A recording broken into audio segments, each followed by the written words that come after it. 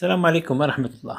أنا عن نفسي شخصيا عنتر بن فرحات بن هداد أشكر كل الشعب الجزائري من أعماق أعماق القلب، تمام، ومن سويداء القلب، وكل الحب لكل الشباب الجزائري الذي وقف هذه الوقفة العظيمة.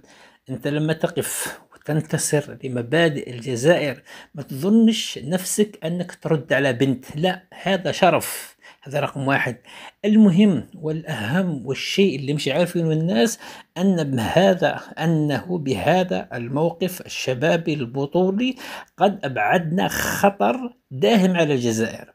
الأمريكان حابة تضربنا بأي طريقة، وهي تعرف أنه لا سبيل إلى ضربنا من الخارج، الضربة تكون من الداخل، تمام. فبعثوا هذا الذي رأيتم من أجل ماذا؟ من أجل جس نبض الشباب الجزائري. فالشباب الجزائري إذا من أجل شرف بنت جزائرية، من أجل شرف مقام شهيد، كرامة الشهداء، انتفض هذا الانتفاضة، هل تتصور غدا أنه يقبل التنازل عن أرض ضحى من أجلها مليون ونصف مليون شهيد؟ فمرة أخرى شكرا لكل شاب جزائري وقف هذه الوقفة العظيمة.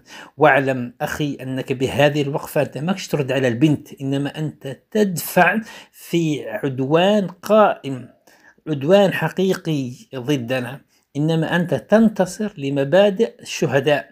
ربي يرحم الشهداء وربي يجازيكم خيرا كل الشباب الجزائري الذي وقف هذه الوقفة العظيمة، وحابين يرفعوا قضايا وحابين يروحوا المحاكم، مرحبا، مستعدين نذهب إلى أبعد الحدود إن شاء الله.